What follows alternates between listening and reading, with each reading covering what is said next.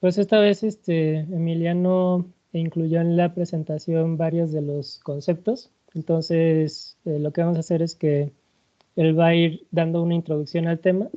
Si hay algo que aclarar o que hacer énfasis, pues yo le iré interrumpiendo y ya después va a presentar el artículo como tal.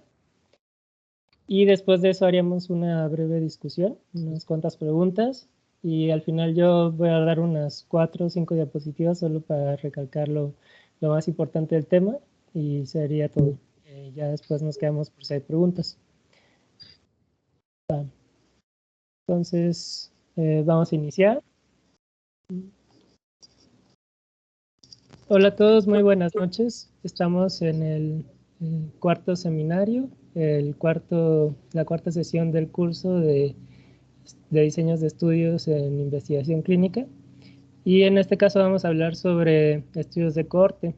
Entonces, solo como recordatorio para todos los que nos ven en el canal, todos los miércoles se van a estar estrenando estas sesiones en el canal de YouTube de entrenamiento en áreas críticas. En la descripción del video pueden encontrar el programa académico del curso, pueden encontrar un formulario. En caso de que ya resuelvan todos los formularios con calificación aprobatoria, les pediremos que guarden una captura de su calificación para que al final de las 14 sesiones les podamos dar una constancia. Y ahí también van a poder encontrar el material suplementario en la descripción del video y la liga a la presentación. Entonces, en este caso, Emiliano Cantú nos va a hacer el favor de presentar tanto la introducción al tema, estudios de cohorte, como un ejemplo de un artículo donde se presenta un estudio de cohorte. Después lo vamos a discutir, vamos a hacer unas preguntas abiertas y al final vamos solamente a remarcar los puntos más importantes del tema. Muchas gracias y Emiliano, si quieres puedes empezar. Ahí me pueden confirmar si me escuchan y me ven. ¿Ven la presentación también? Sí, se ve tu cursor moviéndose y todo. ¿Qué tal? Soy Emiliano Cantú de la Universidad de Monterrey y les voy a presentar los estudios de cohorte. Con en la primera diapositiva aquí, donde está mi cursor, quise recalcar lo que vimos en la primera clase, que es que no es necesario buscar jerarquizar los estudios, sino buscar el estudio más apto para la pregunta que nosotros estemos realizando. Entonces, aquí vemos subrayado los estudios de cohorte y dónde aplica dentro de los niveles de evidencia que nos comparte la Universidad de Oxford.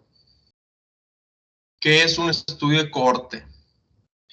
Los estudios de cohorte son estudios observacionales en el que se seleccionan a sujetos libres de la enfermedad o fenómeno de salud que se investiga y se mide la exposición a sus potenciales determinantes. A estos se les sigue a lo largo del tiempo y se compara la frecuencia con la que aparece el fenómeno de salud en estudio entre los expuestos y no expuestos a cada uno de los potenciales determinantes. Los estudios de cohorte se pueden subclasificar en prospectivos y retrospectivos. Esto es en función de la relación temporal de la variable de resultado y la recogida de datos por parte del investigador. Si se inicia la recogida de datos antes de que aparezca la variable resultado, se estaría hablando de un estudio de cohorte prospectivo. Si es lo contrario, sería un estudio de tipo retrospectivo. Aquí en la siguiente diapositiva podemos ver también una relación temporal entre otros estudios y los que acabo de comentar yo. Aquí podemos ver los estudios transversales, estudios de cohorte prospectivos de presente a futuro y retrospectivos de presente a pasado. Y ya veremos después cómo se diferenciarían estos de los estudios de casos y controles, que si no me equivoco serían los que veríamos la siguiente semana. Se me hizo muy buena esta ilustración se las quise compartir. En esta ilustración podemos ver que los estudios, pero los participantes con las que queremos evaluar una variable serían los sujetos en morado, los que estoy seleccionando. Los que están en blanco serían los no expuestos a la variable en estudio. Las figuras en vertical, como los que estoy seleccionando, son los sujetos sanos o libres de la variable en estudio. Y los de la figura acostada, los que estoy seleccionando, horizontal, son los enfermos con o sin la variable resultado. Y el médico aquí es la posición del investigador en función temporal del estudio. Aquí está antes y aquí está después. Entonces, la A, los de aquí arriba serían los estudios de corte prospectivos y la B, los retrospectivos. Emiliano, ¿le puedes subir a la diapositiva anterior, por favor? A la otra, la de arriba. Ahí, gracias. Entonces, eso es bien importante lo que explicó Emiliano, porque si se fijan y ven ahí la flecha que dice estudio de corte retrospectiva, que es una flecha roja, y ven la que está abajo, dice estudio de casos y controles, la azul. Entonces, si ustedes solamente ven esa flecha, pareciera que son el mismo diseño de estudio, pero la gran diferencia es que el estudio de corte, los pacientes se muestrean desde la exposición hacia el desenlace. Y en los estudios de casos y controles se muestrean desde el desenlace. Entonces, le puedes bajar ahora hacia la otra. Entonces, justo eso se representa muy bien, porque la anterior podría hacer que nos confundamos, pero justo esta la representa muy bien, dependiendo de dónde estás parado tú como investigador. Y básicamente eso es en qué momento se genera la hipótesis del estudio. Entonces, en el que está arriba, el investigador está parado antes de que pase cualquier cosa. Entonces, eso por definición es un estudio prospectivo, hablando ahorita de los de corte, porque el investigador hace toda la planeación, literalmente no sabe qué va a pasar, y ya que hace toda la planeación, tiene las aprobaciones del comité de ética, etcétera, él ya sabe cuáles son las exposiciones que le importan y ya sabe cuáles son los desenlaces que le importan. Entonces, ese es la clara definición de un estudio de corte. Es el que siempre les van a decir que esos estudios cuestan muchísimo y que son muy complicados, etcétera. Esos son los prospectivos. Pero bueno, suelen ser los que tienen el mejor nivel de evidencia porque literalmente tú no sabes qué va a pasar y es muy difícil que tú le metas mano, por decir así. Y si se dan cuenta en el de abajo, la flecha va de izquierda a derecha también. Entonces, si se dan cuenta, el estudio en esencia es lo mismo. Es exactamente lo mismo que lo que está arriba. Lo único que cambia es el investigador, que genera la hipótesis después de que ya pasó todo. O sea, si lo veamos como un ejemplo, el estudio de abajo podría ser una cohorte que se hizo para X cosa, que no tenía nada que ver con lo que ahorita queremos estudiar, y hagan de cuenta que ocurrió entre el 2010 y 2020 el seguimiento de los pacientes. Entonces ya pasó todo, pero tú para ahorrar recursos, para no desaprovechar esos datos, lo que sea, puedes agarrar a esa corte, esa base de datos, por decirlo así, y generar una nueva hipótesis. Y tú dices, si el estudio original era sobre exposición a plomo, por decir un ejemplo, tú puedes decir, bueno, ahora a mí me interesa dividir a los pacientes entre hombres y mujer y ver cuáles desarrollan intoxicación a plomo, por decir un ejemplo, no sé. O puedes tú incluso definir un desenlace distinto, decir, bueno, ya no me interesa intoxicación a plomo, me interesa una enfermedad pulmonar intersticial, por ejemplo. Entonces, puedes hacer muchas más cosas con esos datos que ya se recolectaron, pero a eso es a lo que se refiere estrictamente lo de verlo en retrospectiva. Gracias. Muchas gracias, doctor. Ahora una de que ya nos dijo el doctor, son las ventajas y desventajas de estos estudios. Las ventajas generales es que los estudios de cohorte pueden investigar diversos outcomes o exposiciones. Pueden medir la incidencia de una enfermedad. No pueden establecer del todo una causalidad, pero sí generar hipótesis para después investigarlas, porque si bien hemos visto que para establecer causalidad de manera directa necesitamos hacer estudios experimentales y estos de cohorte siguen siendo observacionales. Sí se comenta como desventaja que pueden llegar a ser costosos estos estudios, particularmente los de cohorte prospectiva, porque se pueden imaginar que tendrían que estar analizando a los pacientes a lo largo de mucho tiempo. Entonces tienen que controlar las variables y demás. Una ventaja sería de los de cohorte retrospectiva sería que serían más baratos en comparación. Pero bueno, continuando, existen diversas consideraciones éticas, estadísticas y de asociación con los estudios de cohorte. Las principales son el sesgo, el bias y el confounding.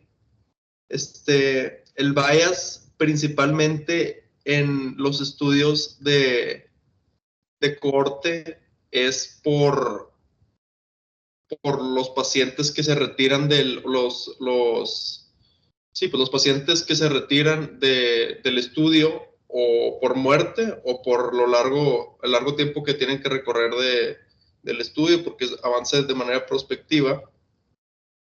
Y el confounding también es una variable que se tiene que tratar de controlar desde el diseño del estudio o bueno, se debería buscar controlar desde el diseño del estudio o a lo largo del estudio. Y para ponerles un ejemplo de qué es un confounding o una variable confusora, podríamos hacer el ejemplo típico del estudio que existe asociación entre el cáncer de pulmón y el alcoholismo. Y ahí, pues, una variable confusora podría ser que el alcoholismo generalmente se asocia al tabaquismo, entonces no se puede establecer causalidad directamente entre estas dos variables. Entonces hay que evaluar las variables confusoras y detectarlas a tiempo para evitar este tipo de confusiones. Ahorita van a ver con el ejemplo que les voy a poner del estudio cómo lo hicieron los autores para evitar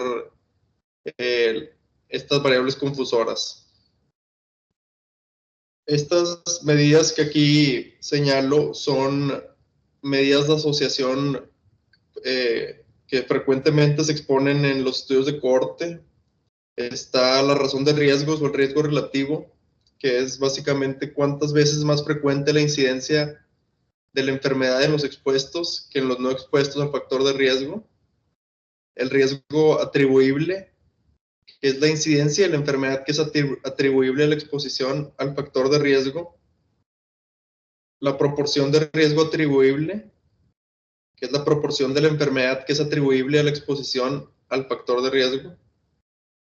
El índice de intervención, que es el número de sujetos en los que hay que impedir la exposición para evitar una enfermedad. El riesgo atribuible poblacional, que es la incidencia de la enfermedad que es atribuible a la exposición al factor de riesgo en la población. Y la proporción de riesgo atribuible poblacional, que es la proporción de la enfermedad que es atribuible a la exposición al factor de riesgo en la población. Cada uno de estos tiene sus cálculos específicos, pero no entraré mucho en esto. Esta figura aquí es una serie de recomendaciones que se han establecido para los estudios de tipo observacionales. Son las recomendaciones de Strobe, que nos enumeran 22 recomendaciones para incluirlas en el artículo. No me quiero entrar mucho en esto, pero las pueden buscar como Strobe.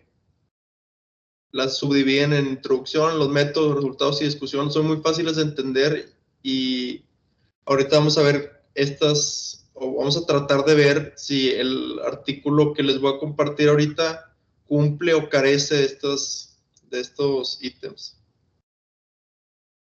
Por ejemplo, el primero,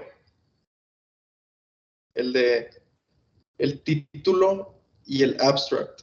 Y ahora sí ya empiezo a platicarles de los estudios de cohorte, pero desde el punto de vista del artículo que les voy a compartir. La guía Strobe nos comenta que se recomienda, pues porque al final del día son recomendaciones, que los estudios tengan de manera clara en su título o si bien en el abstract la metodología del estudio. En este lo único que nos comentan es que es un ancillary study. ¿Y qué es un ancillary study? Un ancillary study es cuando se elabora un estudio original a partir de un estudio hermano o un estudio aparte para agregar información al estudio original. O sea, yo hago un estudio, existe un estudio A, yo hago un estudio B a partir del estudio A con la intención de generar mayor información que la que se generó en el estudio A. Entonces, desde ahorita podemos encontrar esa potencial limitación que es que no cumplen o no cumplen estrictamente con el STROBE 1. En los antecedentes de este estudio podemos ver la importancia del estudio, por qué hacerlo, pero lo que nos vamos a enfocar es en los objetivos, que aunque no nos dicen tal cual cuáles son los primarios y los secundarios, ya después nos dirán, aquí nos dicen que los autores buscan evaluar la incidencia, factores de riesgos y pronósticos en la PSI, que es Bloodstream Infection, en pacientes con SARS-CoV-2, con neumonía por SARS-CoV-2, o sea, con enfermedad de COVID-19, hospitalizados en la unidad de cuidados intensivos. Eso es bien importante, perdón, Emiliano, porque de los objetivos tú tendrías que ser capaz de desprender naturalmente el desenlace primario y los desenlaces secundarios del estudio. Entonces esto aplica tanto para ensayos clínicos, pero también a estudios de cohorte. Entonces es muy común que en los estudios de cohorte haya más de un desenlace que se quiere medir, pero siempre tiene que haber uno primario porque habitualmente es con el que se calcula el tamaño de muestra, por ejemplo. Entonces el estudio tiene un tamaño de muestra adecuado para resolver ese objetivo primario. Los objetivos secundarios siempre vas a tener el riesgo de que no, porque no suele hacerse el cálculo del tamaño de muestra para esos objetivos secundarios. Entonces, una recomendación muy importante para los estudios de cohorte es que tú, desde el objetivo, ya lo vayas dividiendo. Entonces, puedes poner, nuestro objetivo primario era evaluar la ocurrencia de infecciones de torrente sanguíneo, ¿no? Que es lo que ellos tenían como desenlace primario. Y luego ya pones los secundarios en una oración aparte. Nada más. Gracias.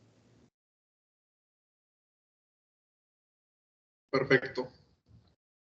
Ahora, en cuanto al diseño de este estudio, como es un ancillary study, se basa de otro estudio que consideraba a 4.746 pacientes de 3 países, que estos 3 eran Francia, Suiza y Bélgica. Y de estos 4.746 pacientes, se encontró que en 4.010 sí incluían de manera binaria, lo que buscaban los autores es si tenían esta infección del torrente sanguíneo o no. En 780 sí se encontró, en 3.230 no se encontró. Después de analizar y hacer un matching de los dos pacientes, se logró comparar a 535 pacientes con bloodstream infection o infección del torrente sanguíneo y 535 pacientes que no tenían esta infección del torrente sanguíneo.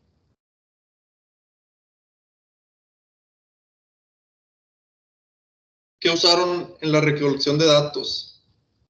Bueno, se encontró, bueno, el primer día de donde empezaron a medir fue el día de ingreso a la unidad de cuidados intensivos, especialmente especifican que a las 10 de la mañana, y consideraban varias variables de base. Por ejemplo, el género, la edad, índice de masa corporal, si fumaban o no fumaban, su índice de SAPS, índice de SOFA también, si existían comorbilidades, inmunodeficiencias, el primer síntoma, si había presencias de coinfecciones o no, y más. Esas son las variables que se analizaron al principio, en la baseline, o sea, con las que llegaron los pacientes. Después se hizo recolección de datos del día 1 al 15 seguido, luego en los días 21, 45, 60 y 90, y en estos días se evaluó si se estaba utilizando fármacos inmunomoduladores como los anticuerpos monoclonales, tocilizumab, entre otros, el uso de antivirales y o antibióticos, el uso de anticoagulantes o glucocorticoides, cuándo ocurrió la infección del torrente sanguíneo o una neumonía asociada al ventilador, y cualquier procedimiento dentro de la unidad de cuidados intensivos, que puede haber sido el mismo proceso de ventilación mecánica, terapia de reemplazo renal, ECMO, cualquiera que se haya utilizado. También se evaluó si existió trombosis o no, cuánto duró la ventilación mecánica y otras cosas.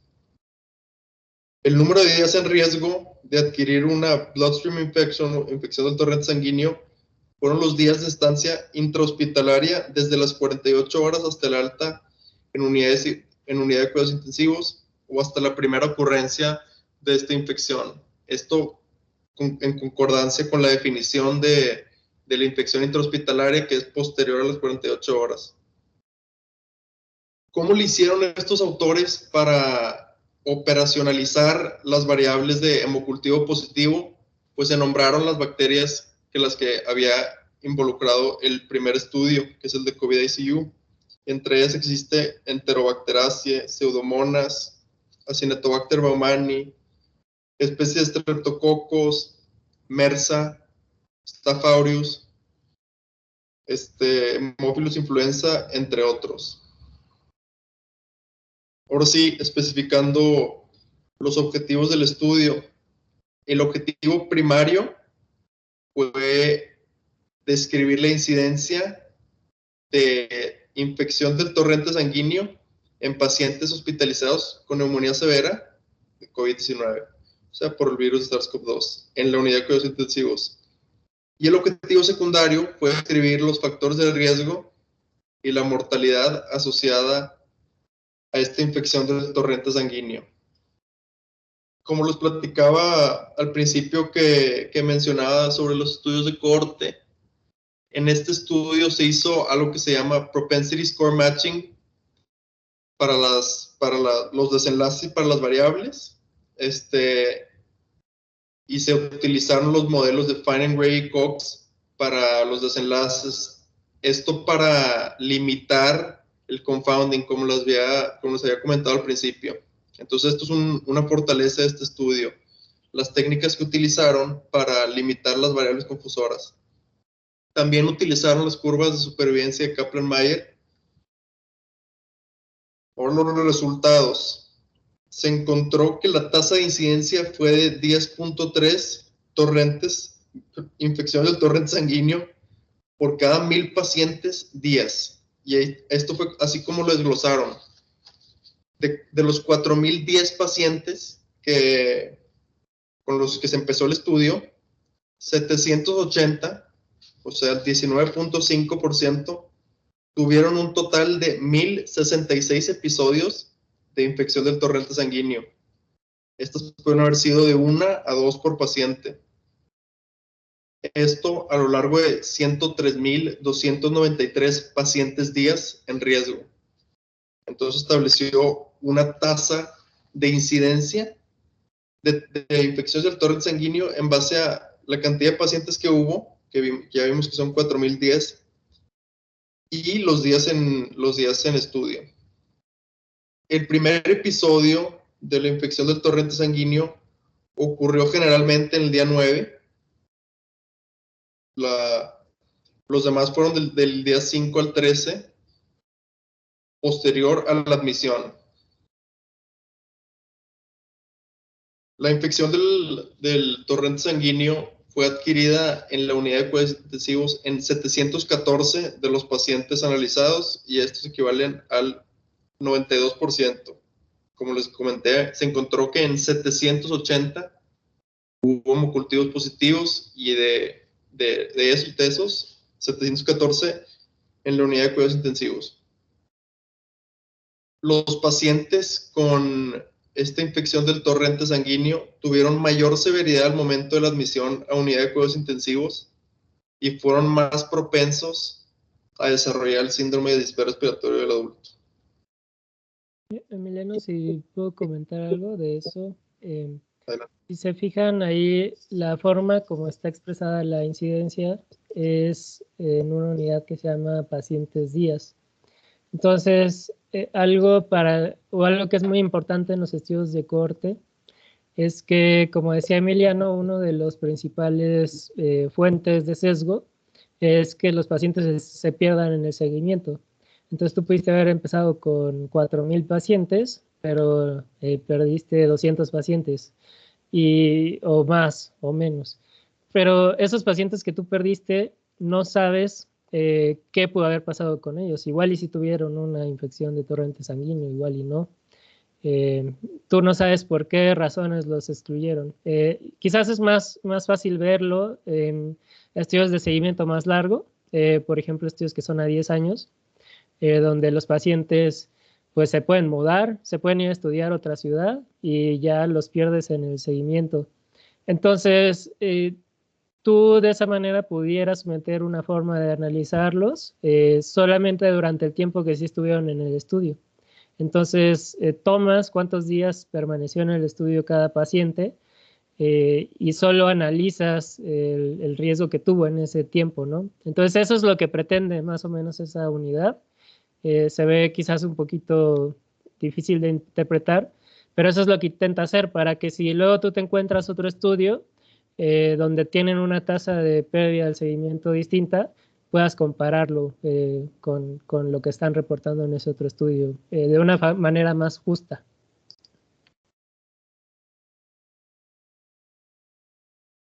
Perfecto, muchas gracias, doctor. Aquí en esta gráfica podemos ver la incidencia acumulativa de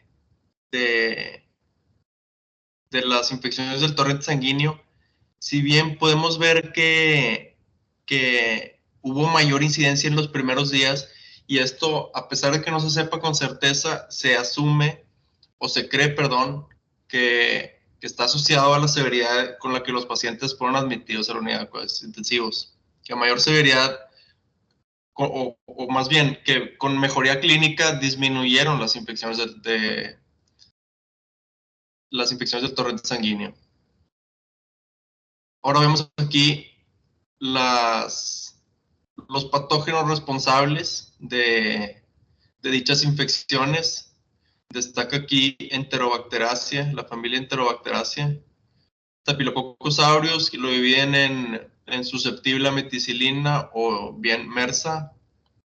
Pseudomonas, Enterococos, Streptococcus pneumoniae, y algo muy importante es esto, aquí, en Other, o sea, todas las que no incluye aquí el estudio, hay muchísimas infecciones que no se clasificaron.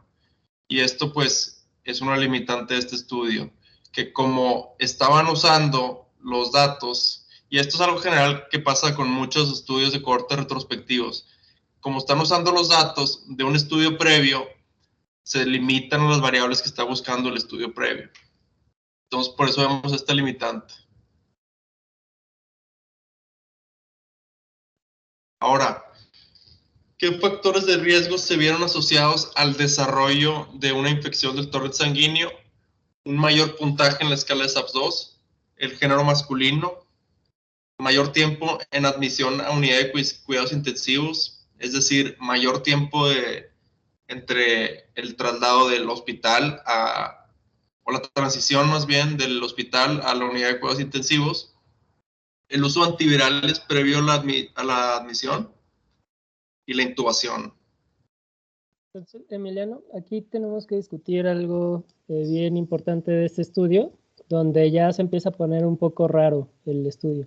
Entonces, si se fijan, aquí nos está diciendo factores de riesgo para el desarrollo de infección de torrente sanguíneo. Pero vamos a empezar a ver lo que va a pasar en las siguientes diapositivas. Y aquí es donde, hasta este punto todavía tiene sentido para un estudio de cohorte, ¿no? Porque tenemos pacientes que inician en un momento, el momento que ellos definen como el ingreso al estudio fue cuando son ingresados a la unidad de cuidados intensivos. Entonces, ven como su desenlace el riesgo de desarrollar infección de torrente sanguíneo, que sí es un desenlace y hasta ahí todo bien. Pero no sé si te puedes regresar arriba a la figura donde está el flujo de pacientes. Entonces ahí, si se fijan, desde la forma como te están presentando los resultados ya empieza a estar muy raro porque ya dijo muy bien Emiliano que el muestreo de los pacientes se hace con base en la exposición. Entonces tú en los estudios de corte, por definición, lo que te interesa saber es si la exposición lleva al desenlace. Entonces, como se tendría que estar presentando para que fuera de acuerdo a un estudio de corte para que tuviera sentido, aquí en esta figura los grupos se deberían de separar de acuerdo a una exposición. Entonces podría ser, por ejemplo, pacientes que tuvieran un SOFA de más de tanto y pacientes que tuvieran SOFA de menos de tanto, que es una característica basal. Otra característica basal, pacientes hombres contra mujeres. Otra característica basal podría ser pacientes de más de 50 años contra pacientes de menos de 50 años. Y así tú puedes, podrías tomar comorbilidades, por ejemplo, si te interesa saber si las personas con obesidad tienen más riesgo de tener una infección de torrente sanguíneo, separas entre pacientes sin obesidad y con obesidad. Pero aquí está ya raro porque te están separando a los pacientes de acuerdo al desenlace. Entonces te están separando a los pacientes que sí tuvieron una infección de torrente sanguíneo contra los que no tuvieron infección del torrente sanguíneo. Entonces ya parece que el muestreo va de acuerdo al desenlace, ¿no? Entonces, aquí es donde ya empiezan los problemas, porque sí, todo lo que nos han dicho hasta ahorita, calculan una incidencia, la calculan muy bien, es correcto, eso es propio de una cohorte, pero ya nos empiezan a presentar como si les interesara muestrar a los pacientes de acuerdo al desenlace, y aquí es donde empiezan los problemas. Entonces vamos a seguir viendo los resultados, Emiliano, y ya vamos a seguir discutiendo qué fue lo que pasó.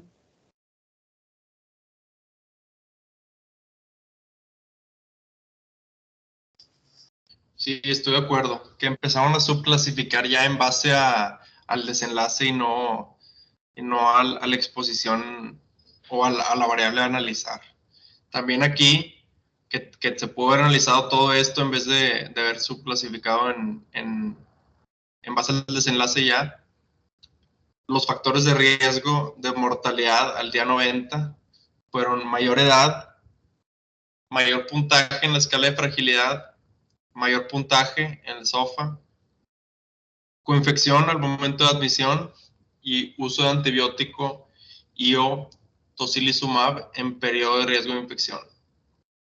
Igual como lo comentó el doctor ahorita, pudiéramos aplicar cualquiera de esas variables aquí y ya haría más sentido en vez de hablar del desenlace tan rápido ahí. Entonces, hablas del desenlace y luego ves pues cómo se relaciona, hablas de la variable, perdón, y luego ya ves cómo se relaciona con el desenlace. Entonces, sí está confuso eso. Aquí vemos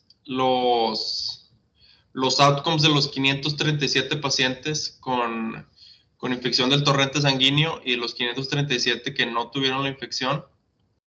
Vemos su estancia en la unidad de cuidados intensivos, su estancia en el hospital, sus días con el ventilador y la muerte en el día 90.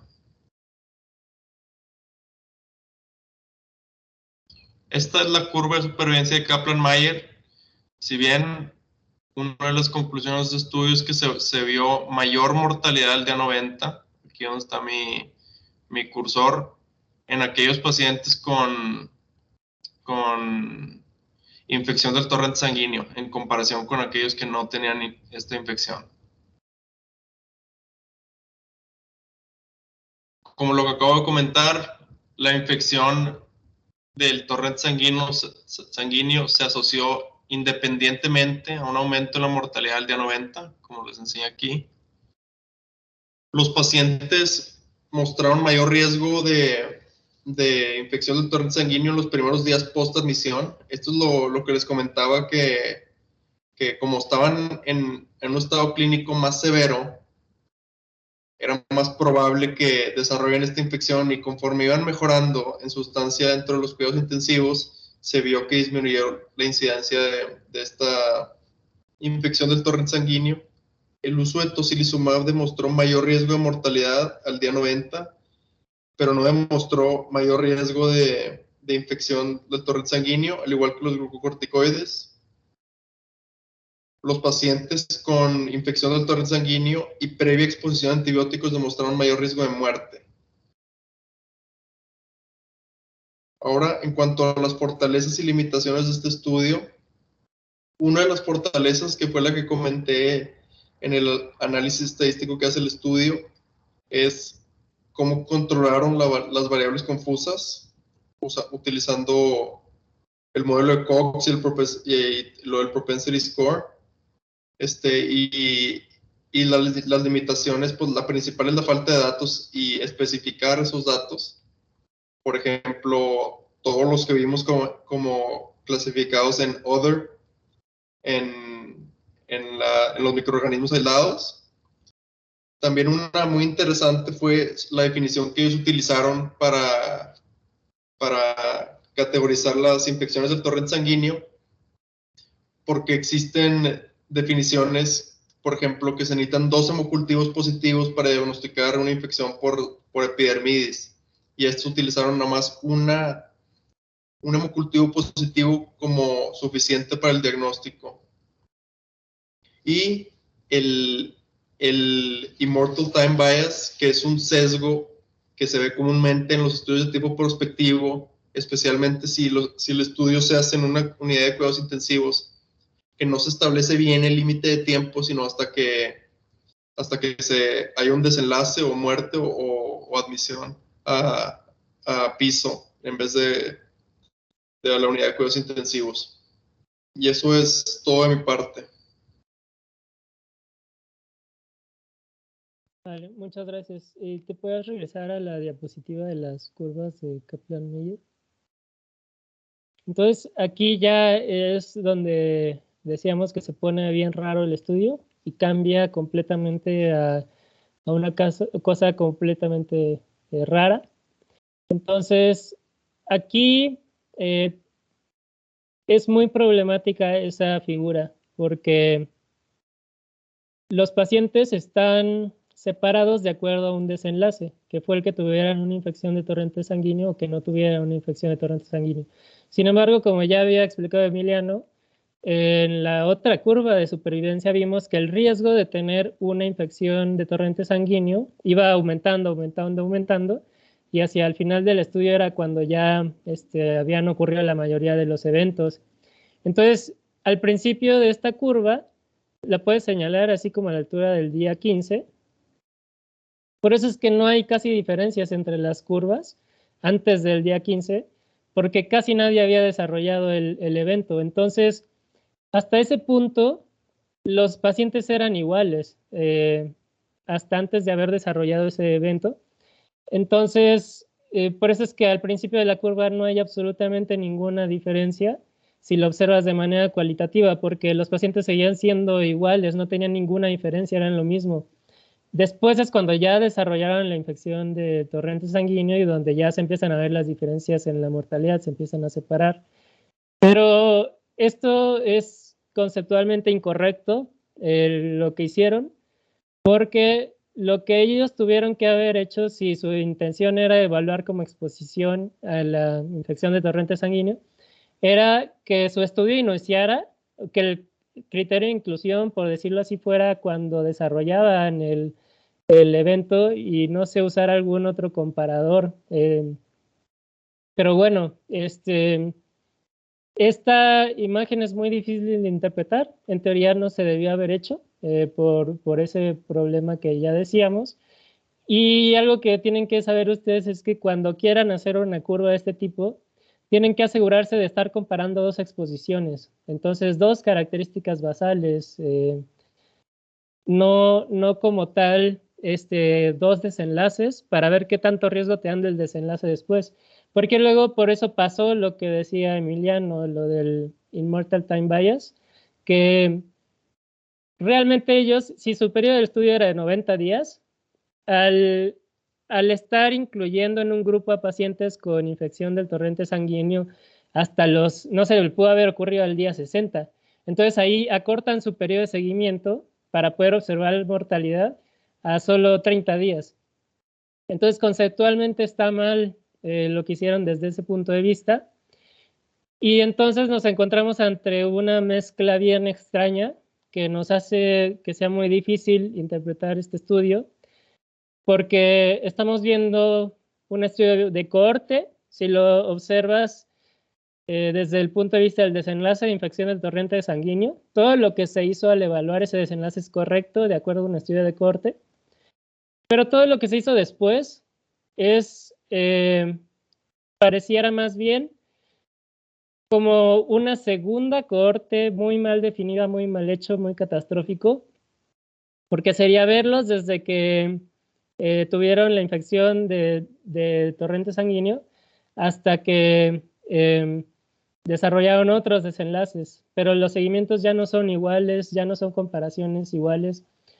El análisis por puntaje de propensión se debe hacer para una característica basal, para crear grupos que sean equivalentes para una característica basal, esto en un estudio de cohorte. Entonces, para tratar de hacer que sean equiparables respecto a su exposición. Pero aquí lo están haciendo para un desenlace, entonces aquí ya empiezan a mezclar cosas que son de un estudio de casos y controles.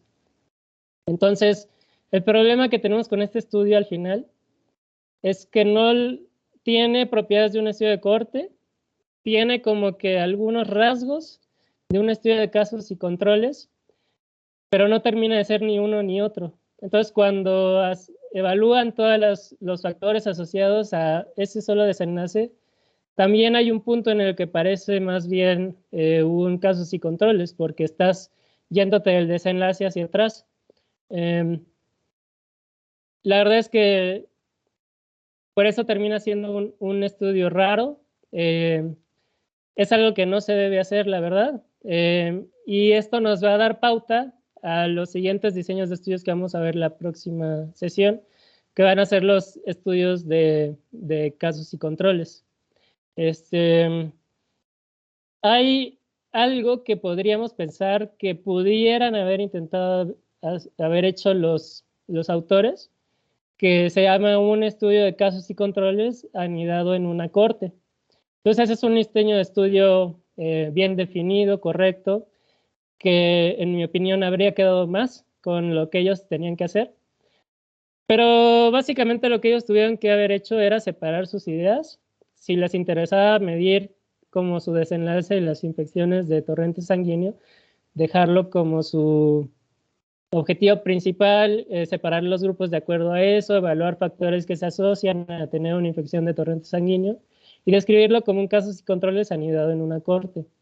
Pero al meterte todas esas demás cosas, como que hacen que al final te quedes un poco confundido y no sepas muy bien qué es lo que es interpretar. Y la otra cosa que me gustó mucho de lo que explicó Emiliano es la parte de de lo que pasa cuando tú te encuentras con una base de datos ya existente de una cohorte. Entonces, la cohorte ya fue diseñada para algo. Estuvo muy bien diseñada su cohorte prospectiva para lo que ellos querían medir en un inicio, pero ya no estuvo tan bien diseñada para lo que ahora querían explorar, la hipótesis que querían explorar. Entonces, sí la pudieron explorar de alguna forma, porque sí tenían algunos datos de cultivos, ¿no? Pero pues más de la mitad no tenían idea de cuáles eran porque decía otro. Entonces, eso como que te limita un montón la capacidad de interpretar el estudio. Y entonces, justo lo que decía Emiliano es muy correcto. Ahora lo que tendrían que hacer sería pensar en diseñar ahora un estudio prospectivo para hacer una cohorte prospectiva y ahora sí ver cuáles son esos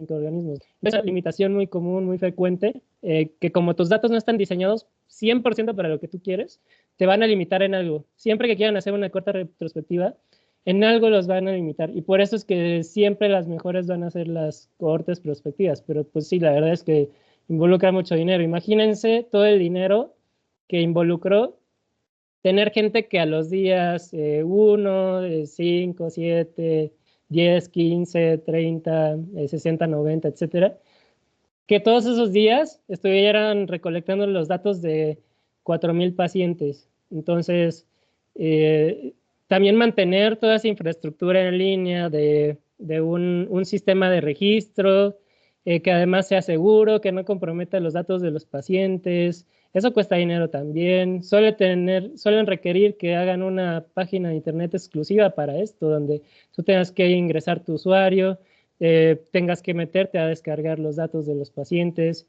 Entonces, sí son estudios bastante complicados los estudios de cohorte. No son para nada fáciles de hacer, pero bueno, también eso es lo que los hace ser tan valiosos y tan buenos. Si lo ven en la parte de la primera diapositiva de los niveles de evidencia y demás, por eso es que no es tan mal. Y para estudiar pronóstico son los mejores estudios, los de cohorte. Bueno, las revisiones sistemáticas de los estudios de cohorte son los mejores, pero un estudio prospectivo de cohorte donde tú quieres estudiar el pronóstico es nivel 2 de evidencia para ese propósito, para estudiar pronóstico. Para tratamientos, ahí sí ya no son el mejor estudio. El mejor estudio es un ensayo clínico controlado y autorizado, y luego pues las revisiones sistemáticas de ensayos clínicos. Pero si se fijan ahí en esa diapositiva, en el nivel 2, en la parte que dice beneficios de tratamientos, ahí dice estudios observacionales con un efecto dramático. Lo mismo pasa en el nivel 2 de los daños de tratamientos. Entonces, esto es porque tú sí puedes estudiar, por decir así, potenciales beneficios o potenciales daños de un tratamiento en un estudio de cohorte cuando tú lo defines como tu exposición, ese tratamiento. Pero pues es sujeto a sesgos y demás, por eso no es mejor que un ensayo clínico. Pero si tú observas una frecuencia de eventos dramática, eso podría hacer que tú decidas ya no recetar ese antibiótico, ¿no? Por ejemplo, nosotros hicimos un estudio donde vimos que oseltamivir de manera sistemática, consistente, se asociaba a mortalidad, pacientes con COVID-19. Entonces no era un ensayo clínico, pero era de tantos números de pacientes y ante el hecho de que no existían ensayos clínicos hasta ese momento, la evidencia en ese momento sí hacía justificable que ya no recetaras oseltamivir, porque podía decir que era el mejor nivel de evidencia disponible hasta el momento.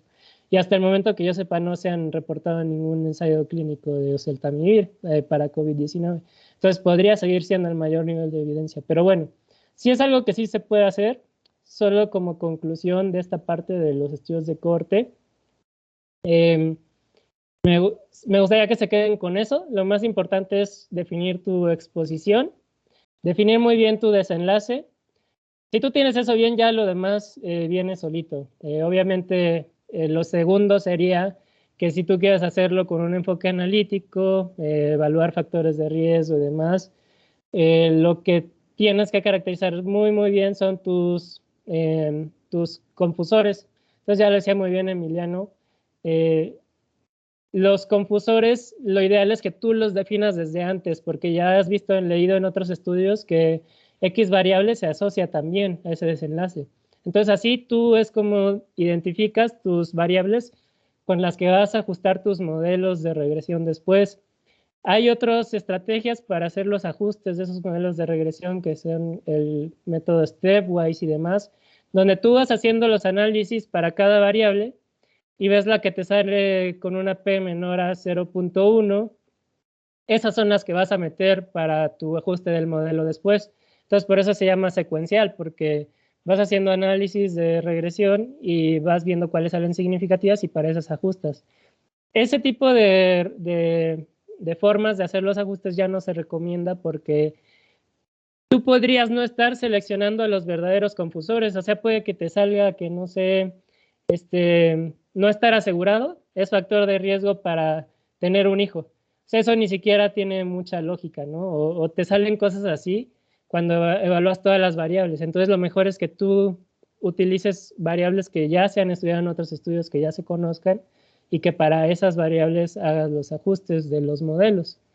Pues básicamente ya explicamos muy bien todo lo que es un estudio de cohorte. Ya no hay nada más que agregar. Tenía otras diapositivas aquí, pero ya utilizamos estas y ya quedó bastante bien explicado. Me gustaría saber si alguien tiene comentarios o dudas.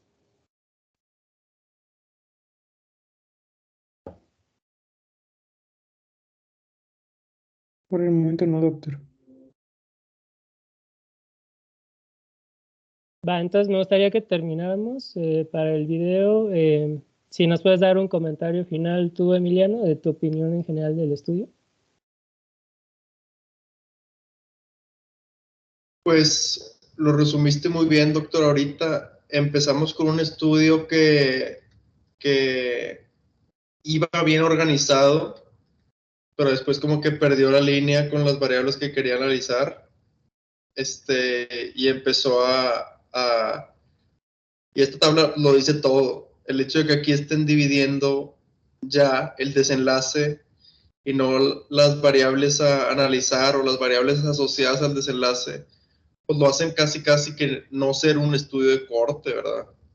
O estar en la línea de ser o no ser, pero si vemos aquí todas las características que especificamos de los estudios de cohorte, también vemos que el estudio sí tiene ciertas características que cumplen, pero pues sí, al final se me hace que es un estudio que tiene lo bueno y cosas malas que se pudieran corregir. Muchas gracias. Bueno, nada más para terminar, este caso sirve como un muy buen ejemplo de que no todo lo que está publicado ya es un hecho o ya está bien hecho, por decirlo así, en automático. Hay muchas cosas que pueden no darse cuenta durante la revisión por pares, muchas cosas pueden salir mal durante ese proceso. Entonces, por eso es importante que seas capaz de evaluar cada estudio por individual. Y por eso es tan importante que conozcan bien cada uno de los diseños de estudios para que se puedan dar cuenta de de este tipo de cosas en las que son diferentes el estudio y que a fin de cuentas, como no es un diseño adecuado, no es el diseño de estudio adecuado para evaluar esa hipótesis. Por ejemplo, aquí nos están presentando mortalidad en pacientes con infección de torrente sanguíneo. Pero ya explicamos por qué no es un diseño de estudio adecuado para evaluar mortalidad en pacientes con infección de torrente sanguíneo, porque el seguimiento simplemente era distinto para ese desenlace. Estaba sumamente sesgado el estudio. Entonces, cualquier cosa que ellos concluyan sobre mortalidad de acuerdo a infección de torrente sanguíneo, ya no podemos confiar en eso porque no estuvo diseñado bien para evaluar mortalidad de acuerdo a esa exposición. Las comparaciones no son para nada justas, no es confiable. Entonces, este estudio está publicado en una muy buena revista de cuidados intensivos.